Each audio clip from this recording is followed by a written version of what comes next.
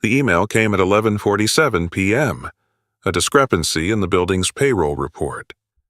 Henry Carter drove to the office, checked the car lock 3 times, counted his steps from the elevator, 47. Always 47. The light was on in his private office. He pushed the door open. There, on his $15,000 leather chair, a woman slept, the night cleaner, head tilted, hand still gripping a cleaning cloth, her face hollowed, dark circles carved deep beneath her eyes. His finger found the phone, security, 1 call, but her face, the exhaustion in it, reminded him of his mother. Those last months before she passed, working 2 jobs, never complaining. He lowered the phone. The woman stirred, mumbled something in Spanish, didn't wake. Henry stood in the shadow, watching her breathe. 1 minute, 2, 3, for the first time in 15 years. He wanted to understand before he judged. If you're watching tonight from somewhere quiet, I'd love to know where you're joining from. As my grandmother used to say, good stories travel better with good company. Mrs. Thornton arrived at 9 sharp, silver hair pinned tight, smile calibrated to the millimeter. Janet Santos. She said the name like scraping something off her shoe. Problematic. Mr. Carter. Always asking for salary advances. Late to shifts. I've warned her multiple times. Henry's fingers drummed the desk. This was what he expected. Confirmation. Should I terminate her contract? Mrs. Thornton's pen hovered over her clipboard. Not yet. A flicker behind those professional eyes, gone before he could name it. I want to review the situation myself, he said. Security purposes. That afternoon, IT installed an additional camera in his office. High resolution. Motion activated. He told them it was for asset protection. He didn't tell them the real reason. That night, Henry sat alone in his apartment, laptop open, footage loading. The coffee had gone cold an hour ago, but he didn't notice. 10:03 p.m. Janet entered the office, mop in hand. She started in the far corner, working in methodical lines across the marble. 10:47 p.m. She finished, stepped back, looked at the floor. Then she started again. Henry leaned forward. 11:31 p.m. Second pass complete. Janet wiped her forehead with her sleeve. Checked the floor. She started a 3rd time. His jaw tightened. What was she doing? Then he remembered. Last week, he had called maintenance about a stain near the northwest window. Dark spot on the marble. Unacceptable. He had complained 3 times. The footage showed Janet on her knees now, scrubbing that exact spot over and over. Henry walked to that window in his own apartment, crouched down, ran his fingers across his own marble floor, imagining hers. He pulled up the maintenance log on his phone. His complaint, his description. There was no stain. There had never been a stain. His mind had manufactured a flaw that didn't exist, and she had spent 3 hours trying to clean something that was never there. The timestamp read 2:47 a.m. Janet sat on the floor, back against the wall, eyes closed. 30 seconds. Then she pushed herself up and kept working. Henry closed the laptop. She wasn't lazy. She was killing herself trying to meet a standard he had invented. And Mrs. Thornton had called her problematic. He thought about that flicker in Mrs. Thornton's eyes, the way she had said Janet's name, the readiness of her accusations. What else had she lied about? Henry called Mike Dalton the next morning. They had worked together before. The divorce.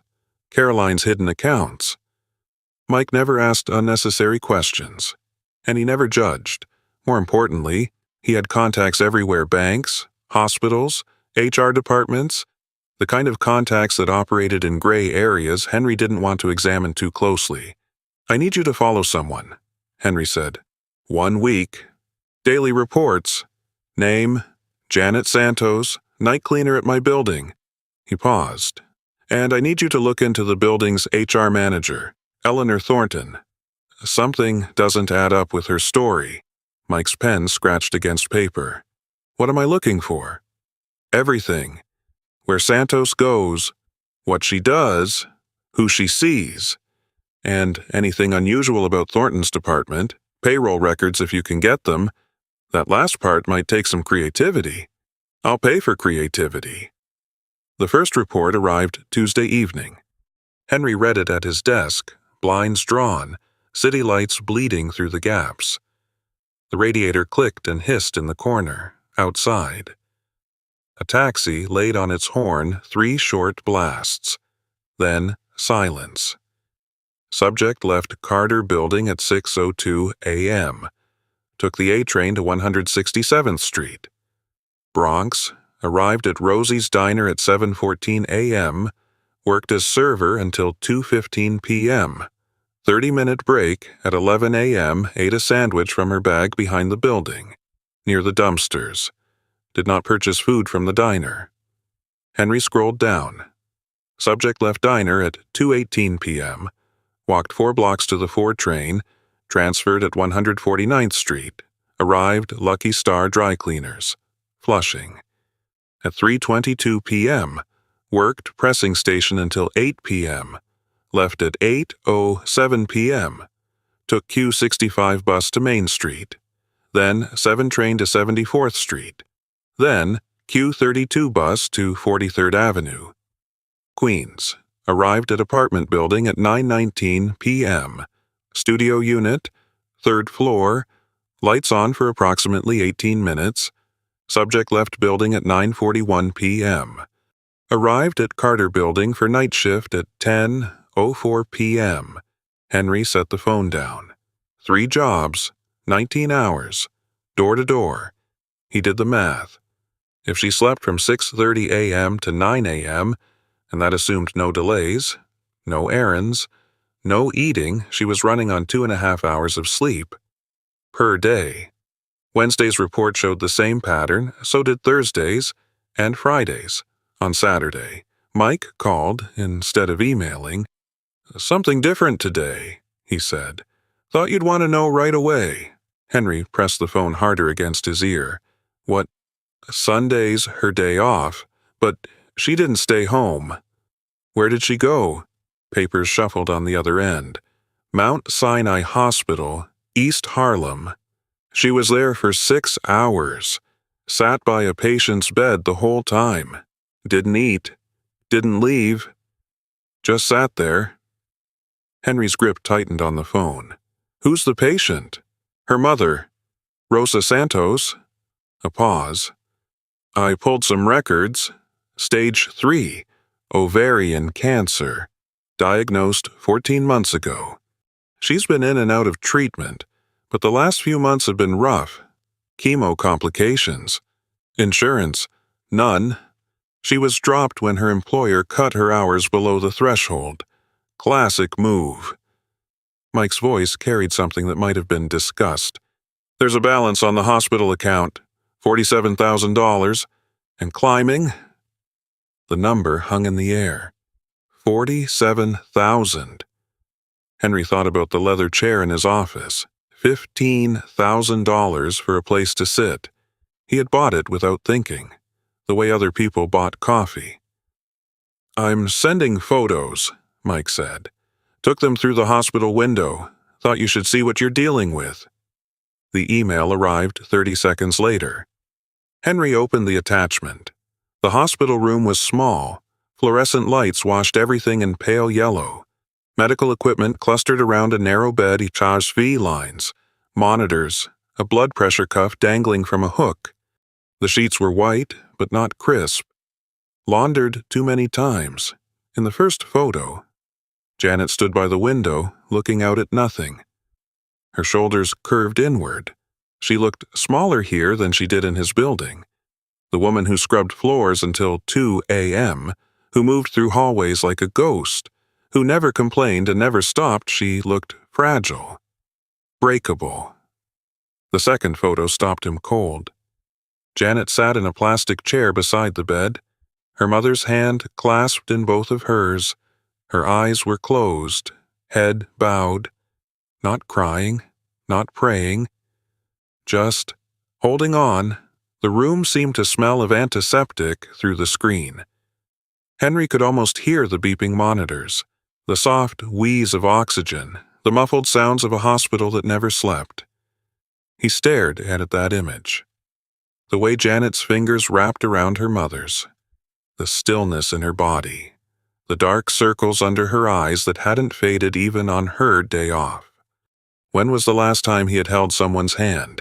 His father had died when Henry was 19. Heart attack in the garage. By the time Henry got home from college, the body was already at the funeral home. His mother passed 8 years later. He was in Tokyo, closing a deal worth $14 million. He made it back for the service, shook hands, accepted condolences, flew back to Tokyo the next morning to finish negotiations. Caroline had held his hand once, their wedding day. Her fingers had been cold and dry. He remembered thinking it was nerves. He should have known. He looked at the photo again, Janet's hands wrapped around her mother's, holding tight, not letting go, even though she was exhausted, even though she had nothing left. $47,000 in debt, 3 jobs, 19-hour days. And she still made time to sit with her mother every Sunday, to hold her hand, to just be there. Henry closed the laptop, pushed back from his desk, walked to the window. The city sprawled below, lights in every direction. 8 million people with their own debts, their own dying parents, their own impossible days. He had spent 15 years building walls against all of them. Assuming the worst, waiting for the betrayal that Caroline had taught him was inevitable. And this woman he had been ready to fire for falling asleep in his chair, she wasn't lazy, she wasn't irresponsible, she was drowning, and she was still showing up. Mike's voice came back to him. I pulled some records on Thornton's department, too. You were right. Something's off with the payroll. The numbers don't match what the employees are actually receiving. Henry turned from the window. How much are we talking about? Hard to say without deeper access, but there's a gap.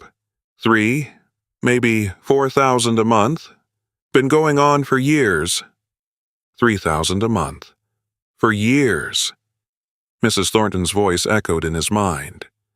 Always asking for salary advances. Pathetic, really. Janet wasn't asking for advances because she was irresponsible. She was asking because she wasn't being paid what she was owed. Henry created the first test on Monday morning. He left an envelope on his desk. $500 in cash, unmarked bills, no note, no indication it belonged to anyone or had been counted. Just a plain white envelope, slightly open, the green edges of 20s visible inside. The cleaning crew came through between 10 p.m. and 6 a.m. The security footage would catch everything. He watched the recording the next morning at 5:47 a.m., coffee untouched beside his laptop. Janet entered his office at 11:23 p.m., mop and bucket, same blue uniform, same tired shoulders. She cleaned the windows first, then the floor, working in her methodical rows. At 11:41 p.m., she approached the desk to dust. Her hand stopped 6 inches from the envelope. She looked at it, picked it up. Henry leaned forward, his breath catching. Janet turned the envelope over, checked inside. Then she set it back exactly where it had been, same angle, same position, and continued dusting. She didn't take a single bill. Henry exhaled, but one test proved nothing. Caroline had been careful too. In the beginning, patient, playing the long game. The second test came Wednesday. He left his Rolex Submariner on the bathroom counter. $12,000 of Swiss engineering, sitting next to the soap dispenser like a forgotten trinket. Anyone could claim they hadn't seen it. Anyone could slip it into a pocket and walk away. The footage showed Janet entering the bathroom at 1:17 a.m. She cleaned the mirrors, wiped down the counters, her cloth moved around the watch, then stopped. She picked it up, held it to the light. For a moment, Henry's jaw tightened. Then she walked out of the bathroom, watch in hand, and went directly to the elevator. He switched to the lobby camera, 1:22 a.m. Janet approached the security desk. Marcus, the night guard, looked up from his phone. "Mr. Carter left this in the bathroom upstairs," Janet said. Her voice was flat, tired, no performance. "Expensive. He'll want it back." She set the watch on the counter and walked away. Marcus called after her. "You want me to log your name so he knows who found it?" Janet didn't turn around. "Doesn't matter." Henry closed the laptop. 2 tests, 2 passes. She had held $12,000 in her hand, more than 2 months of her combined wages from all 3 jobs, and handed it to a security guard without hesitation, but the tests only proved she wouldn't steal. They didn't explain Mrs. Thornton. He called her into his office Thursday afternoon. Mrs. Thornton arrived with her clipboard and her practiced smile. The smell of her perfume preceded her something floral and expensive, the kind that came in crystal bottles.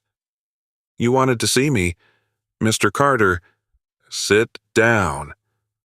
She sat, crossed her ankles, the picture of professional composure. "I've been reviewing some personnel files."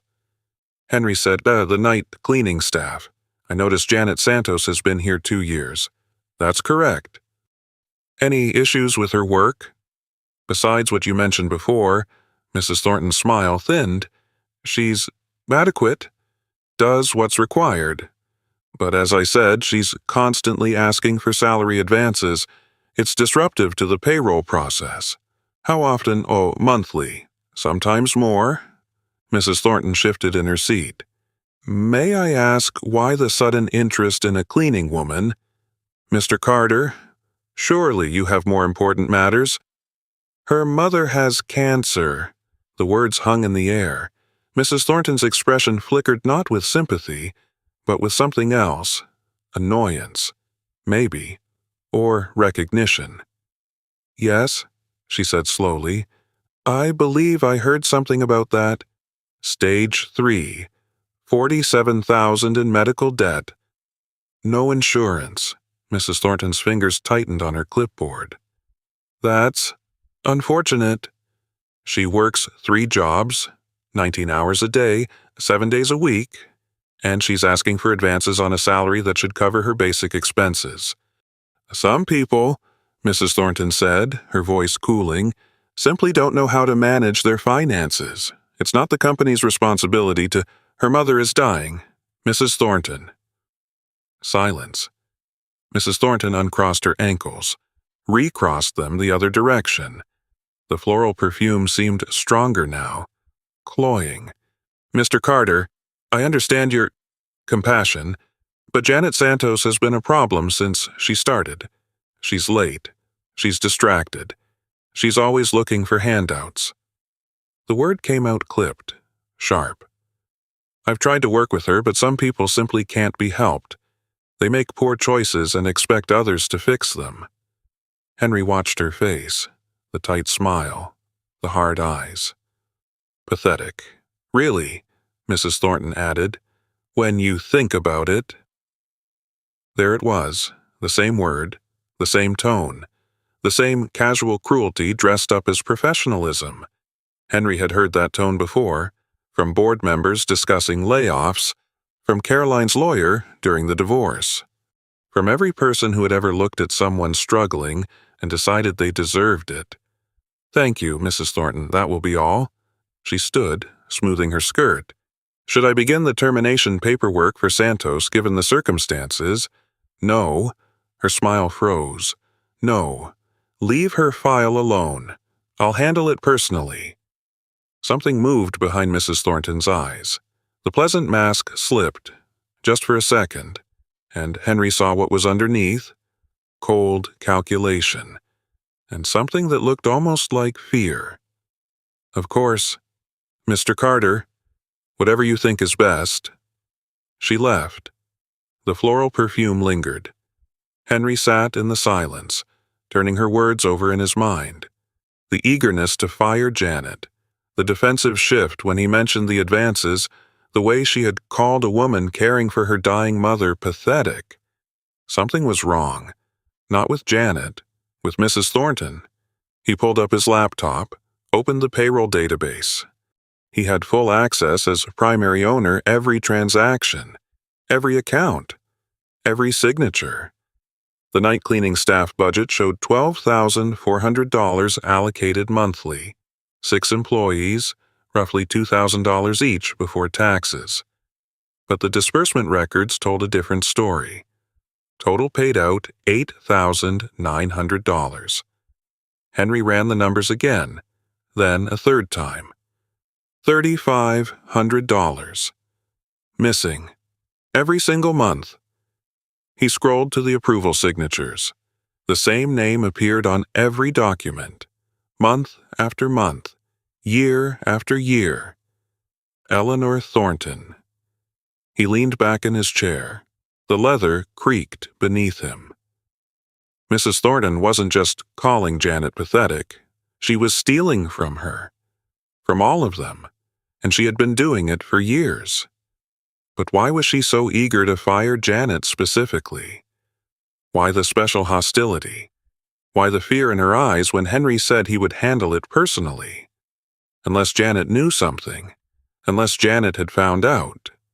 Tom Reeves agreed to meet at Manny's coffee shop on Lexington. 8 o'clock, corner booth. Henry arrived 15 minutes early. The vinyl seats were cracked and patched with duct tape. The coffee smelled burnt. A ceiling fan wobbled overhead, clicking with each rotation. This wasn't the kind of place he normally frequented, but that was the point. Tom walked in at 8:03 a.m. He looked older than his personnel photo, more gray in his beard. Deeper lines carved around his eyes. His jacket had seen better years, and he moved like a man who had learned to expect disappointment. He slid into the booth across from Henry. Didn't offer his hand. "You look the same," Tom said. "Still wearing suits that cost more than my rent. You look tired." Tom laughed, a dry sound, like paper tearing. 8 months unemployed will do that. The waitress came by. 60s. Gray hair tucked under a worn cap, coffee pot already in hand. Tom ordered black. Henry did the same, though he wouldn't drink it. When she shuffled away, Tom's eyes dropped to the folder Henry had placed on the table. "That what I think it is?" Henry pushed it across the scarred formica. "Payroll records, 18 months. There's a discrepancy of roughly $3,500 every month. I need to know where it's going." Tom opened the folder. His thick fingers turned the pages slowly. The clicking fan counted the seconds. Outside. A bus rumbled past, its brakes squealing. "You already knew," Henry said. Tom closed the folder. "I suspected. Couldn't prove it. That's why she got rid of me." "Tell me everything." Tom wrapped his hands around his coffee cup. The ceramic was chipped at the rim, a brown stain circling the inside. "Mrs. Thornton's been running the same game for years. She hires cleaning staff at one rate, reports a higher rate to management, pockets the difference. Simple. Clean. The amounts are small enough that accounting doesn't flag them. Nobody audits the janitors." He took a sip of coffee and grimaced. "Burnt. Just like everything else in this place." Henry's fingers pressed flat against the table. "How long?" 3 years, maybe 4. She got bolder once she realized nobody was watching. Tom set the cup down. "I noticed the discrepancy about 10 months ago. One of the cleaners, Maria, older woman, Been there longer than anyone. She complained that her check was short. Kept being short. I started asking questions, and Thornton found out. Thornton always finds out. She has eyes everywhere. Tom's jaw tightened. I filed a formal report, went through proper channels, the way you're supposed to. 2 weeks later, I was terminated for procedural violations. My access was cut that same day. Security escorted me out like I was a criminal. The waitress returned to refill their cups. Henry waited until she was gone. What about the other employees? Did anyone else notice? Tom's expression shifted. Something flickered across his face, recognition mixed with something that looked like respect. One person. Janet Santos. Henry's pulse ticked up. He kept his voice level. The night cleaner. Smart woman. Smarter than she lets on. Tom turned his cup in slow circles, leaving wet rings on the table. She started asking questions a few months after I was fired. One of her coworkers, Maria, same one who came to me, she told Janet the numbers didn't add up. Janet started keeping her own records, comparing what she was told she'd earn with what actually showed up in her account. She figured it out. She did more than that. Tom looked up, meeting Henry's eyes. She went straight to Thornton, told her she knew what was happening, told her it had to stop. Henry leaned forward, and Thornton offered her money. Tom's voice dropped. $20,000. Cash. No paper trail. All Janet had to do was keep her mouth shut and look the other way. The coffee shop noise seemed to fade. The clicking fan, the clattering dishes, the murmur of other conversations. Henry heard only his own heartbeat, loud in his ears. $20,000. Janet was drowning in $47,000 of medical debt. Her mother was dying. She worked 19 hours a day, 7 days a week, sleeping 2 hours when she was lucky. $20,000 would have covered almost half of what she owed, would have let her quit one of her jobs, sleep more than 2 hours a night, maybe even be there when her mother, she, turned it down. Tom said. Henry blinked. What? She turned it down. Refused the money. The words didn't make sense. They bounced around Henry's skull, refusing to land. That's not. He stopped. Tried again. Why would she do that? She needs it. You just said she needs it. Her mother. I know what her mother needs. Tom's voice was quiet, steady. I asked her the same thing. After Thornton fired me, Janet came to see me, brought me food, sat in my apartment while I tried to figure out what to do with my life. He paused, his eyes distant. I asked her, why didn't you take the money? You need it more than anyone. Your mother needs it. What did she say? Tom picked up his coffee, set it down without drinking, picked it up again. She said, I don't take money to close my eyes. Me mama taught me better than that. The words hung in the burnt coffee air. Henry's hands lay flat on the table. His right hand trembled slightly. He pressed harder to make it stop. He tried to find another explanation. Maybe Janet was playing a longer game. Maybe she was holding out for more money. Maybe she had recorded the conversation and was planning to use it later. But even as he thought it, he knew it wasn't true. He had watched hours of footage. He had seen her return $500 without hesitation. He had seen her hand a $12,000 watch to a security guard and walk away. She wasn't playing a game. She wasn't holding out for more. She had simply said no, because her mother taught her better. There's more, Tom said quietly. Henry looked up. After Janet refused, Thornton started making her life impossible, cutting her hours, scheduling her for the worst shifts, finding reasons to dock her pay. Tom's hands tightened around his cup. She's been trying to force Janet to quit, because as long as Janet's still there, She's a witness. A threat. Henry thought about Mrs. Thornton's smile, her professional concern, the way she had said problematic and pathetic with such casual contempt. All lies, every word calculated to make him see what she wanted him to see. And he had believed it. Instantly, without question. Because it fit what he already believed about people, that everyone was out for themselves, that kindness was weakness, that trust was foolishness. He had almost fired a woman for falling asleep after working 19 hours straight to pay her dying mother's medical bills, and the person who had convinced him she deserved it was the one stealing from her. Tom reached into his jacket, pulled out a folded piece of paper, slid it across the table. I wrote down everything I remember. Dates, names, amounts. I've been carrying it around for 8 months, hoping someone would finally ask. He met Henry's eyes.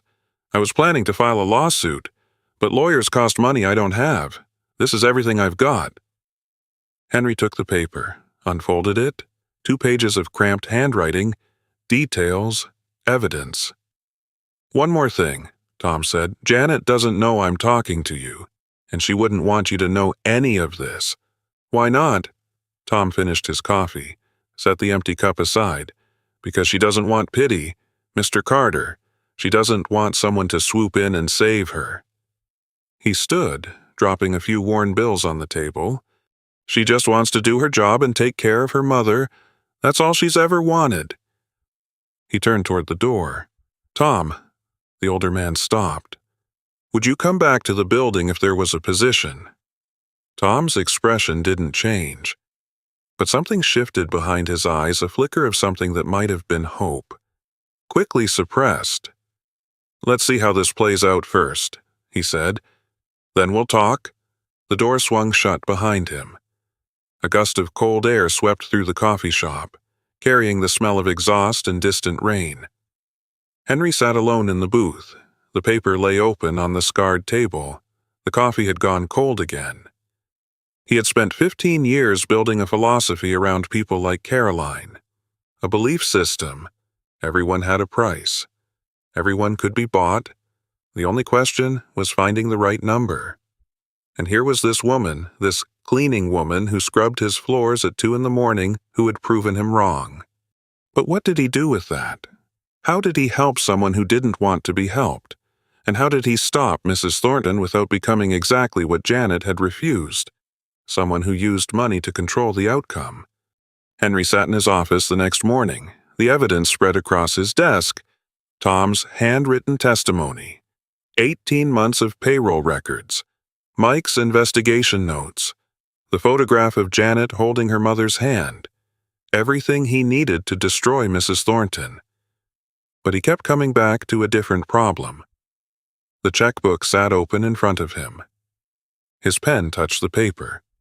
$47,000, one signature, anonymous donation to Mount Sinai Hospital, designated for Rosa Santos's account. He could end Janet's financial nightmare in 30 seconds. His hand wouldn't move. Tom's words echoed in his mind. She doesn't want pity. She doesn't want someone to swoop in and save her. $20,000. She had turned it down when she needed it most. What made him think she would accept $47,000 from a stranger? He closed the checkbook, pushed it aside. The afternoon dragged. He canceled 2 meetings, ignored 3 calls from his assistant.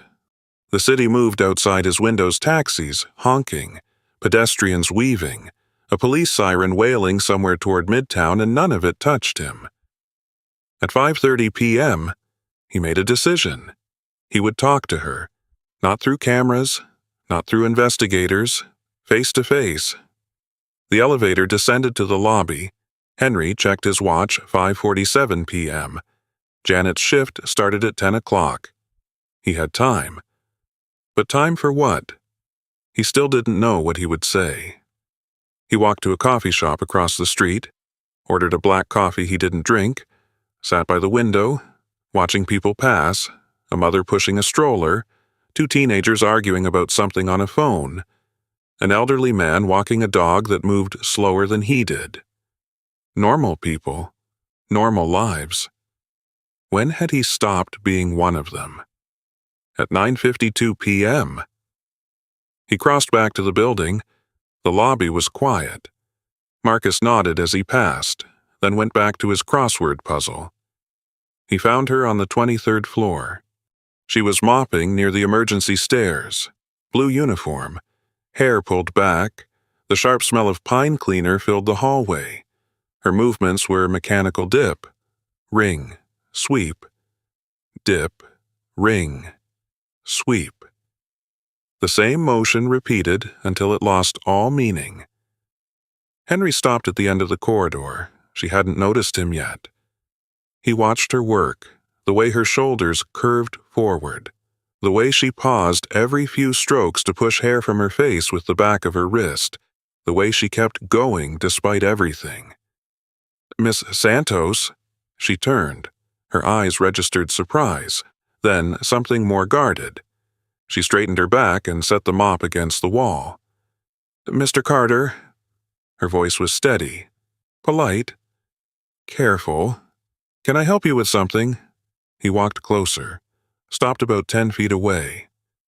The fluorescent lights buzzed overhead, one of them flickering slightly. "I was just checking on things." Her expression didn't change. "Everything is clean, sir. I finished the executive floors an hour ago. That's not why I'm here." She waited.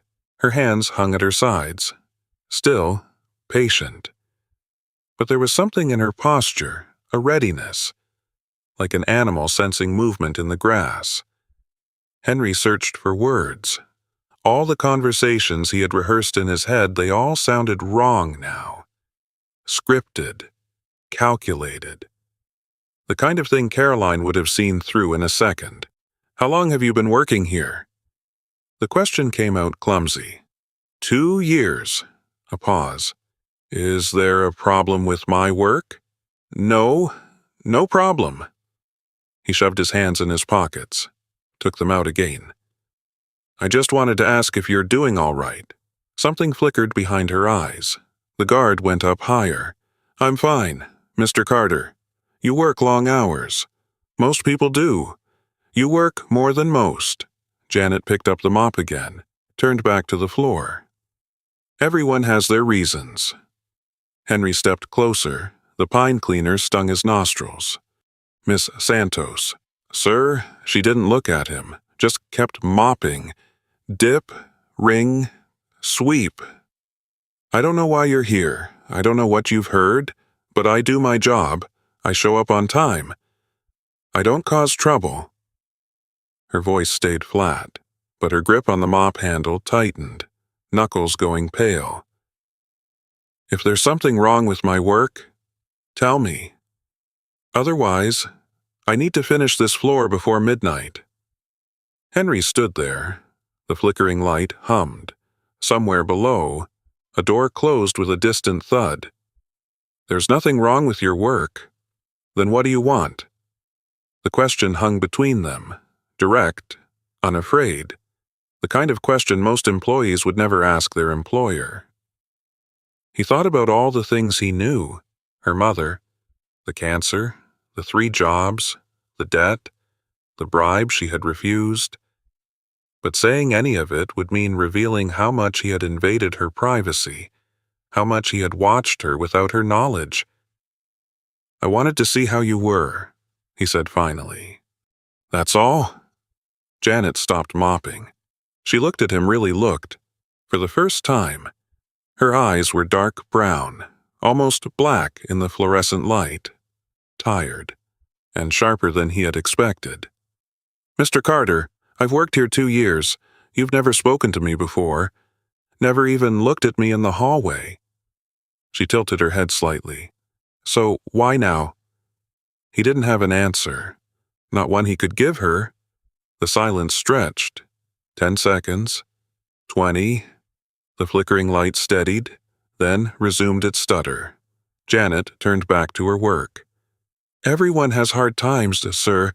I don't need anyone to worry about me." She dipped the mop into the bucket, wrung it out. The water was gray and smelled of old soap. And I don't need anyone feeling sorry for me. There it was, the same thing Tom had warned him about. That's not good night, Mr. Carter. She pushed the mop in long, even strokes, away from him. The conversation was over. Henry stood there for another moment. The smell of pine and soap, the squeak of wet mop on tile, the quiet rhythm of her work. He turned and walked back toward the elevator. The doors opened. He stepped inside, pressed the button for the garage. The metal box hummed as it descended. She had seen through him, instantly. She knew he wanted something, even if she didn't know what, and she had shut him down, not with anger, not with fear, just with boundaries, clean and clear, back in his apartment. Henry stood at the window. The city spread below, a grid of lights and shadows. He thought about what she had said. I don't need anyone feeling sorry for me. That wasn't what he felt. Not pity. Something else. The checkbook still sat on his desk. He walked to it, opened it, looked at the blank check. $47,000. He could make the problem disappear. But she would know, somehow. She would know, and she would hate him for it.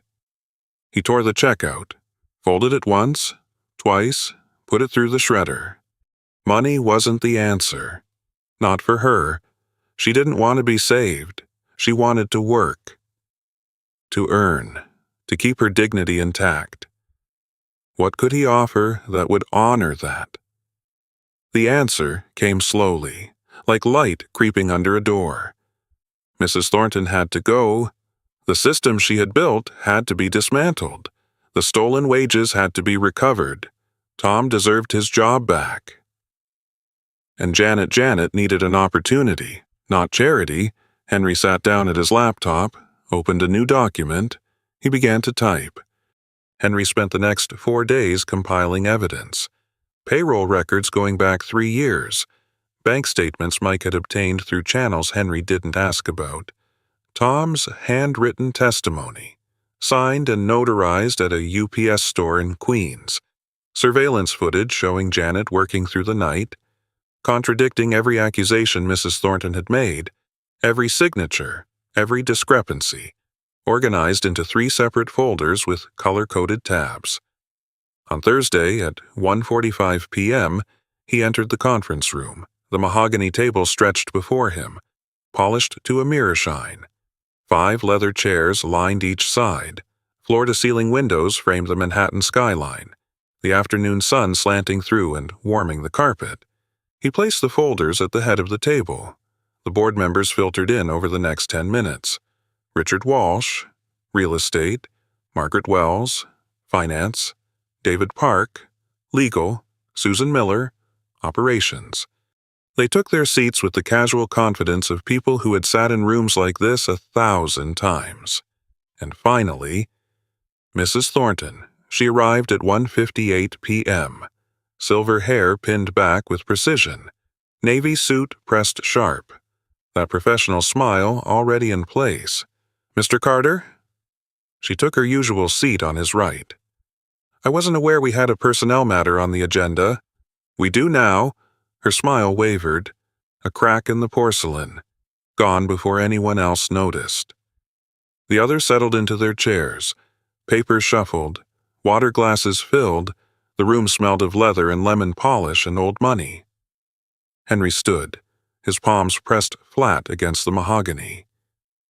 I called this meeting to address financial irregularities in our building operations, specifically in the night cleaning staff payroll. Mrs. Thornton's pen stopped moving over her notepad. For the past 3 years and 4 months, there has been a consistent discrepancy between the approved payroll budget and the actual amount disbursed to employees. Henry opened the first folder, slid copies across the table to each board member. The difference averages approximately $3,500 per month, $42,000 per year, $126,000 total. Richard Walsh picked up the document. His eyebrows climbed toward his receding hairline. This money has been diverted to a line item labeled Administrative Processing Fees. Henry opened the second folder. These fees do not correspond to any legitimate expense. They exist only on paper. The money itself has been systematically stolen. Mrs. Thornton's hand had frozen above her notepad. Her pen hovered, motionless. I have obtained bank records. Henry spread the third folder's contents across the table. Monthly deposits into a personal account at First National Bank. The amounts match the missing payroll funds exactly. Same dates, same figures, every month for 3 years. The room went silent. Every head turned toward Mrs. Thornton. She sat rigid, the professional mask crumbling at the edges. Her fingers gripped the pen so tightly her knuckles had gone white. This is... Her voice came out hoarse. She cleared her throat. This is a misunderstanding. Those processing fees are legitimate administrative costs for... No. Henry's voice cut through hers. They're not. The account receiving these deposits belongs to you. Mrs. Thornton, your name, your signature, your theft. The word hung in the air like smoke. Mrs. Thornton's face went pale, then red. The color climbed from her collar to her hairline in splotches, uneven and ugly. I also have sworn testimony from Thomas Reeves, former security supervisor. Henry placed Tom's notarized statement on the table. He attempted to report these irregularities 10 months ago. He was terminated within 2 weeks. The official reason was procedural violations. The real reason was that he discovered what you were doing and you needed him gone. Tom Reeves? Mrs. Thornton's voice rose, cracking at the edges. He was fired for cause. He's a disgruntled former employee. He has every reason to lie. There's more. She stopped.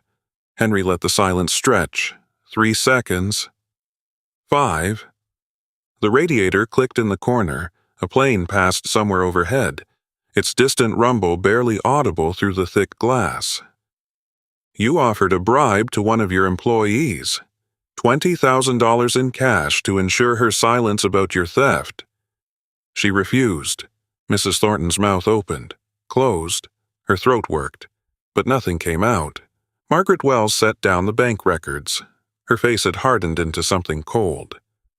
Eleanor, is any of this true?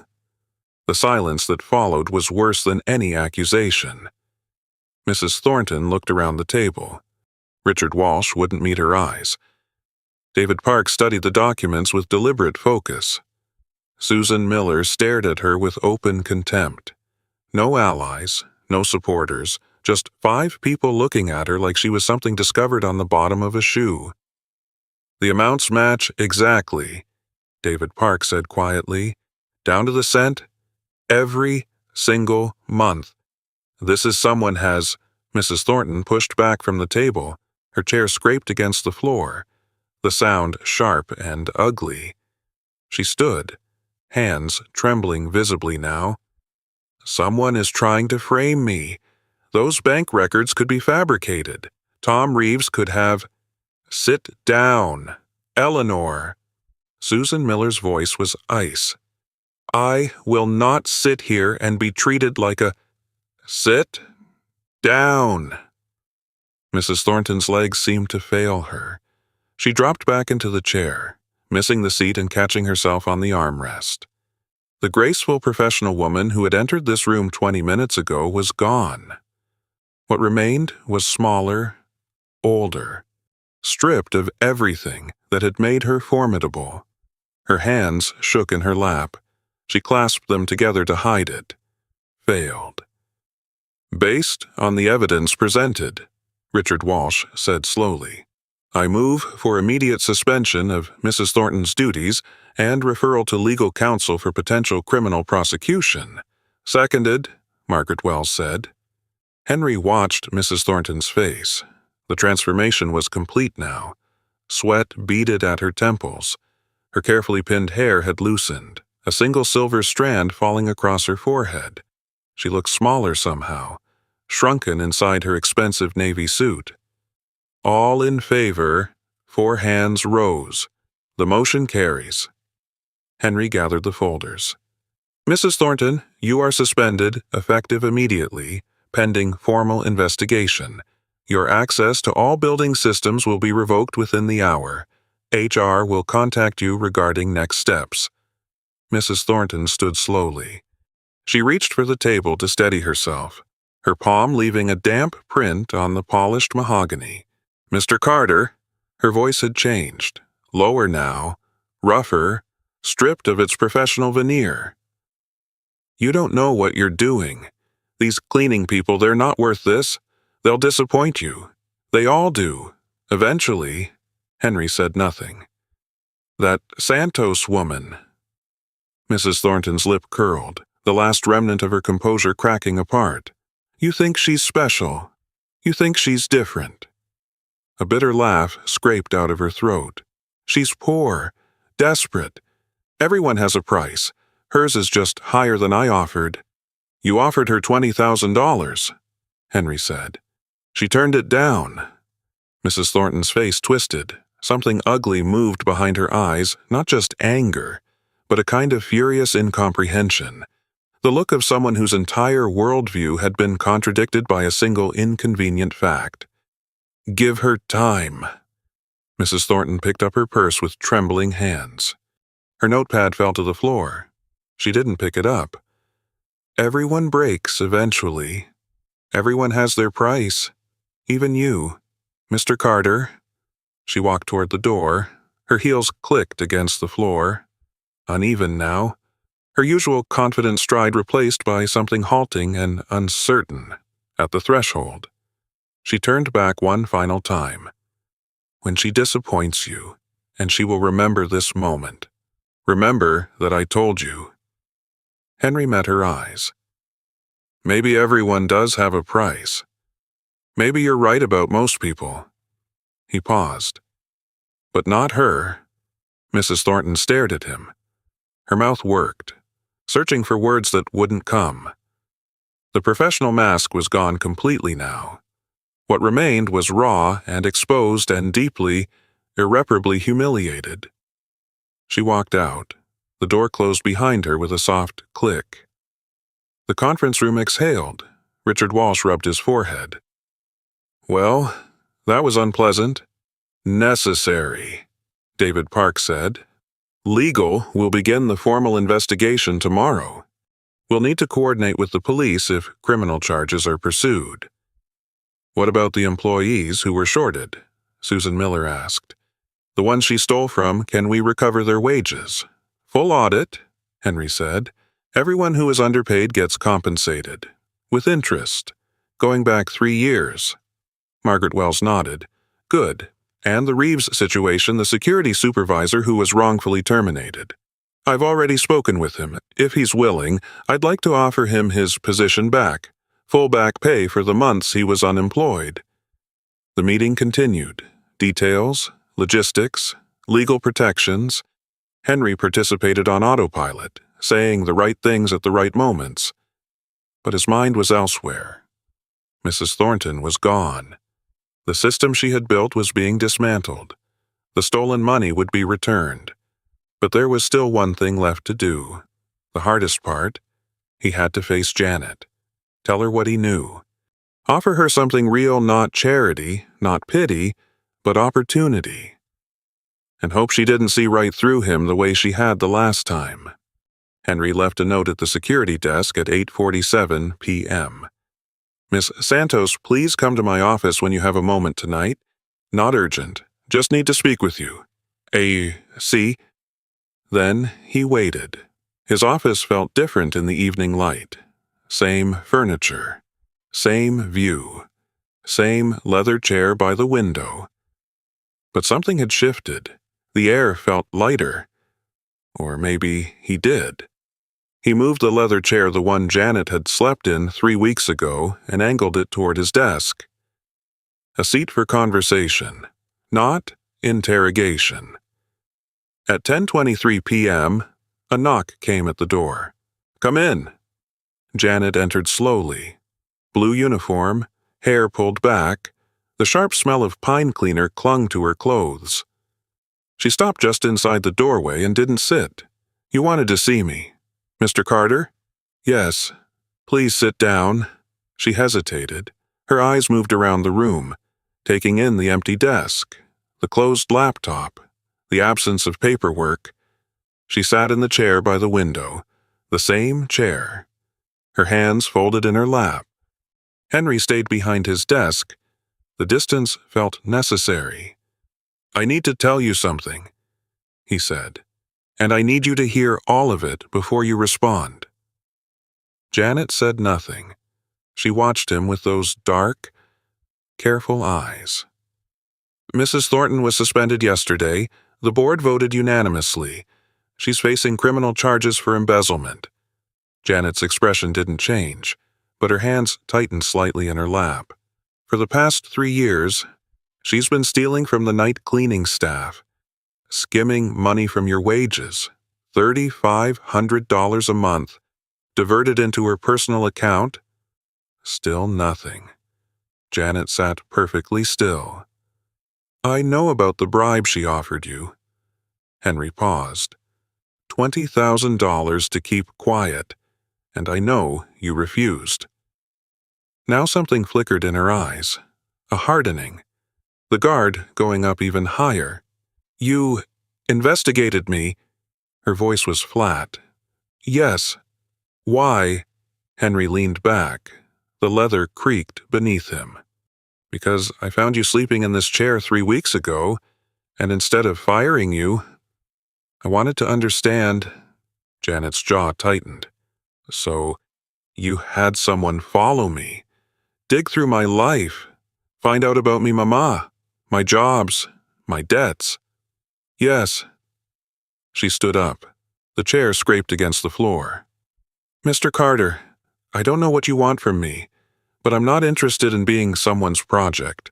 Her voice stayed controlled, but her shoulders had gone rigid. "I've been taking care of myself for a long time. I don't need saving." "I know." "Then what is this?" She gestured at the office. "What's the point?" Henry stood too, walked to the window. The city sprawled below, a grid of light and shadow. A siren wailed somewhere in the distance, then faded. "I spent 15 years believing everyone had a price, that everyone could be bought, that if I trusted anyone, they would eventually betray me." He turned to face her. "Then I found out about you, about the bribe you refused, about the way you kept working, kept showing up, even when she was stealing from you. And I realized I was wrong." Janet's posture shifted, just slightly. The hardness in her eyes flickered. "I'm not offering charity," Henry said. "I'm offering you a job, night operations manager, $58,000 a year, full health insurance, the kind that covers cancer treatment, training program to move into senior management if you want it." He watched her face, the way she processed the words, the way her hands stayed clenched at her sides. "It's not a gift," he continued. "It's a promotion, based on the fact that you work harder than anyone else in this building, based on the fact that you refused $20,000 because your mother taught you better." He paused. "Based on merit, not pity." Janet didn't respond. She stood there, perfectly still, for what felt like a long time. The radiator clicked in the corner. A car horn sounded far below. "Why do you care?" The question was simple, direct. It cut straight through everything else. Henry turned away from the window, faced her fully. "Because you taught me something." His voice came out rougher than he intended. "I spent 15 years building walls, checking everything 3 times, assuming the worst about everyone, and all it got me was a big apartment and nobody to share it with." He paused. His throat felt tight. "You turned down $20,000 when you were drowning in debt, when your mother was dying, when you were working 19 hours a day." He met her eyes. "You did that because of something you believed. something that couldn't be bought. Janet's expression softened. Just a fraction. The rigid shoulders dropped half an inch. I need to believe that's possible, Henry said. I need to believe that not everyone has a price, that some people are exactly who they appear to be. He spread his hands. You're the first person in 15 years who made me think that might be true. The room fell silent. Outside, the city hummed its endless noise traffic and sirens and the pulse of 8 million lives.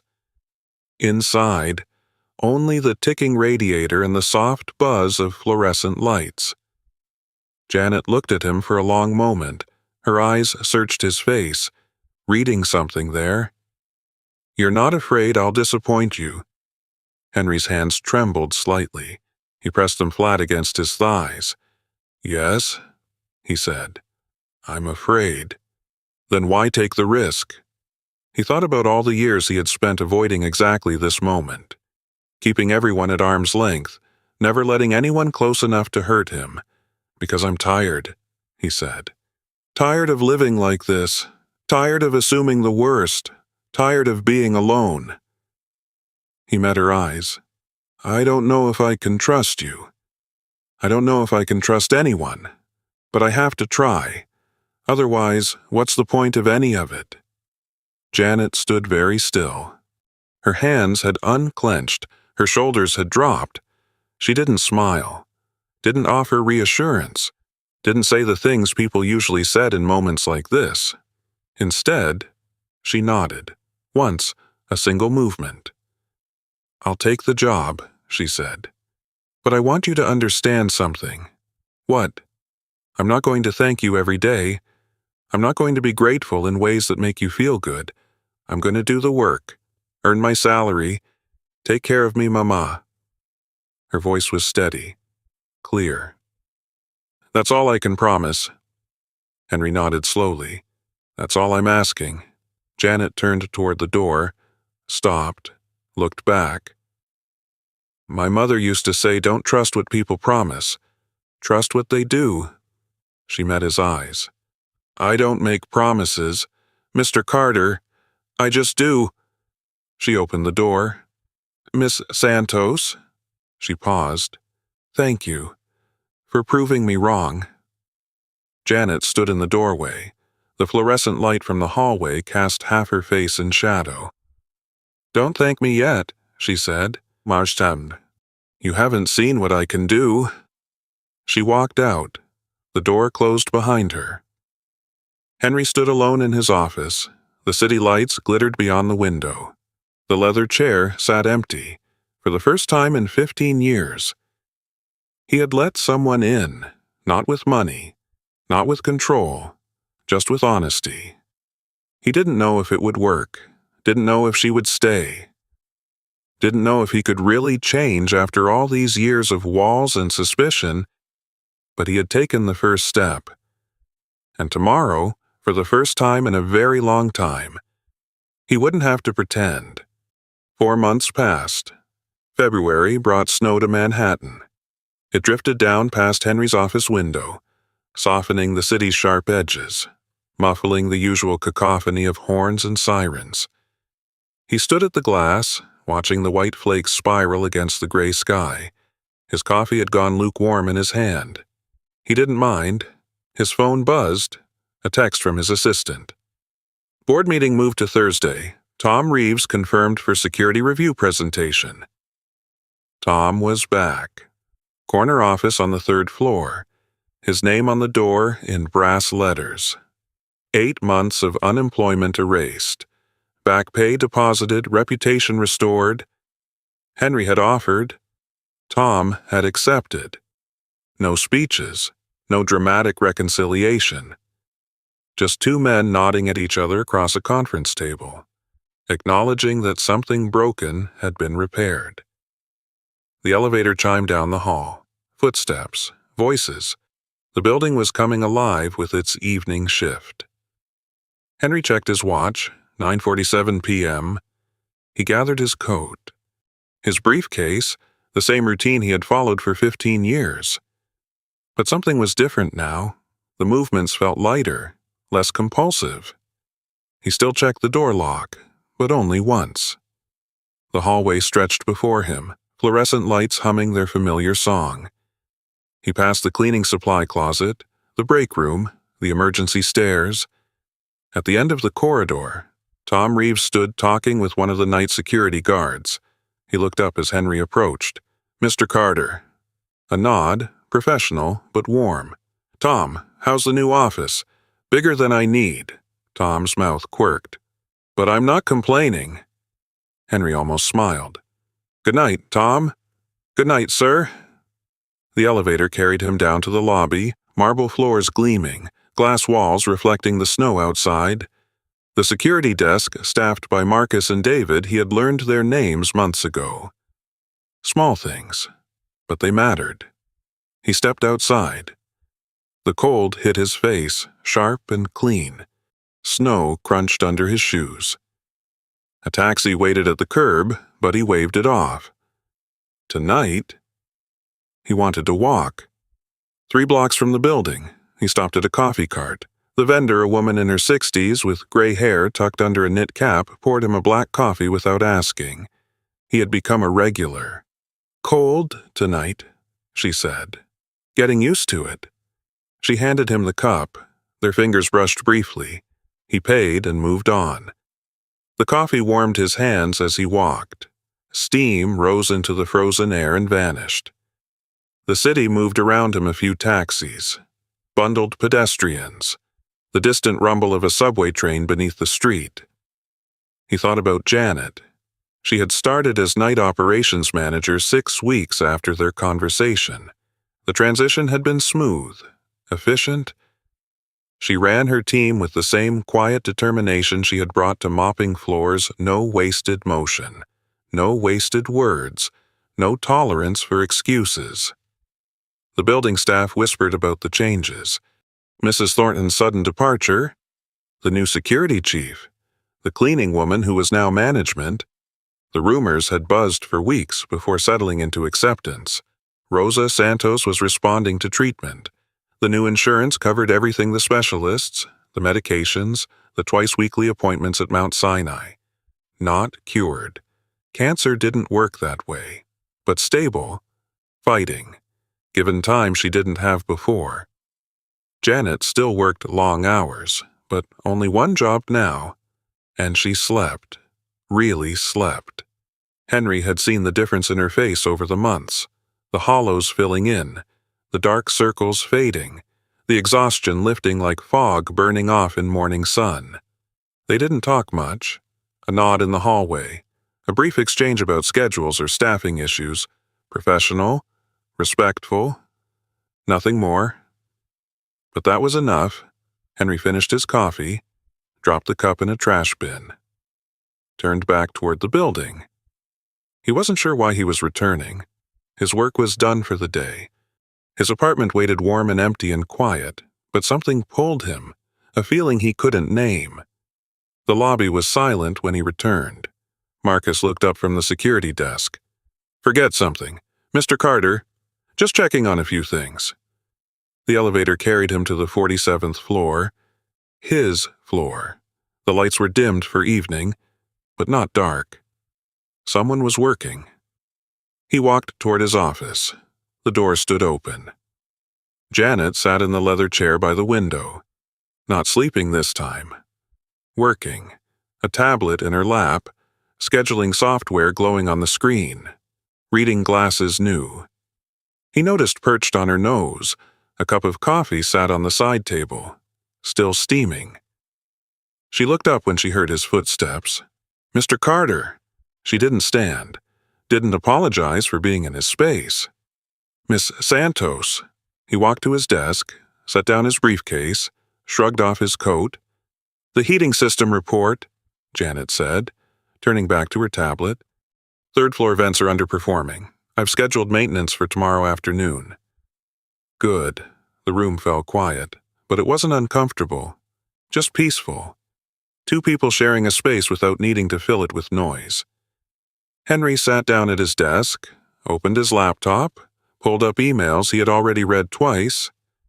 Janet's fingers tapped against her tablet.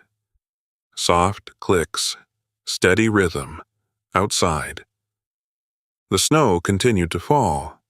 The city lights blurred and softened behind the white curtain. A plane passed somewhere overhead, its lights blinking red and green against the gray clouds. Henry looked at Janet. She was focused on her work, completely absorbed. The leather chair, his chair, the one that had started everything, held her comfortably now. Naturally, like she belonged there. Because she did. He thought about the night he had found her sleeping, the anger he had felt, the assumptions he had made, how close he had come to firing her without ever knowing her story.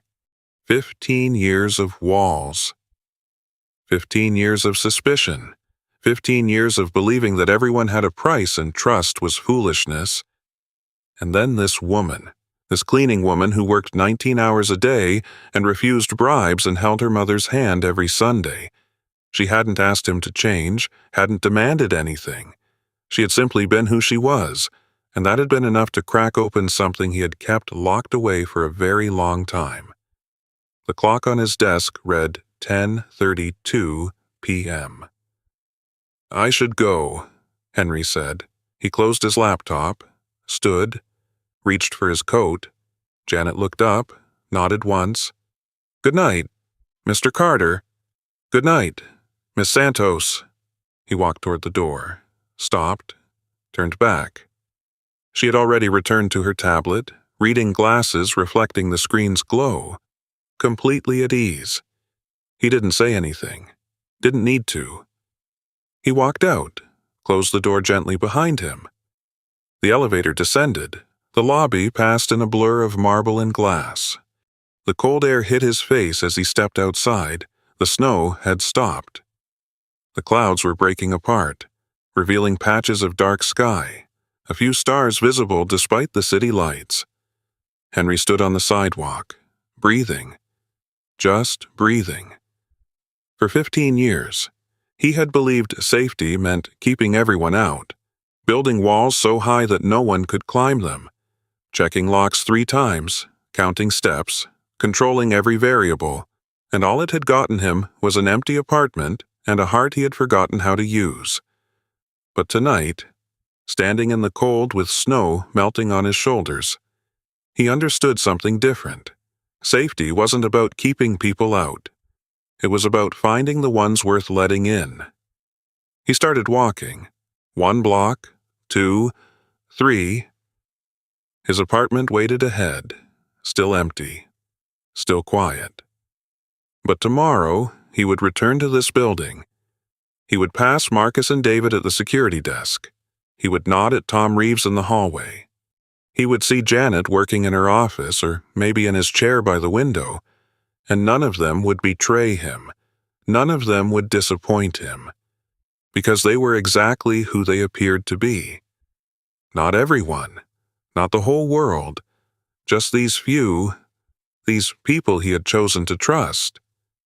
It was enough. Henry reached his building, stepped inside, rode the elevator to his floor. He unlocked his apartment door. First try, didn't check it again. The lights came on. The empty rooms stretched before him, but for the first time in 15 years. The emptiness didn't feel like loneliness. It felt like space. Space for something new. Some stories leave a quiet weight in the chest, not heavy enough to hurt, just enough to remind us that we felt something. Perhaps this one touched a familiar place, the part that knows what it means to be overlooked, to carry something alone, longer than anyone realized, to keep showing up when no one was watching. Many of us have stood where Janet stood working in silence, holding on to something that couldn't be bought. And many of us have been where Henry was, too, building walls so high we forgot there was anything on the other side. We don't always get the ending we imagined. Sometimes trust comes slowly. Sometimes it never comes at all. And that's all right. Not everything needs to be resolved. Not every door needs to open. Some things are simply allowed to rest, If this story stayed with you tonight, that's enough. You don't need to do anything with it. You don't need to understand why it mattered. It just did. Thank you for being here. Thank you for staying until the end.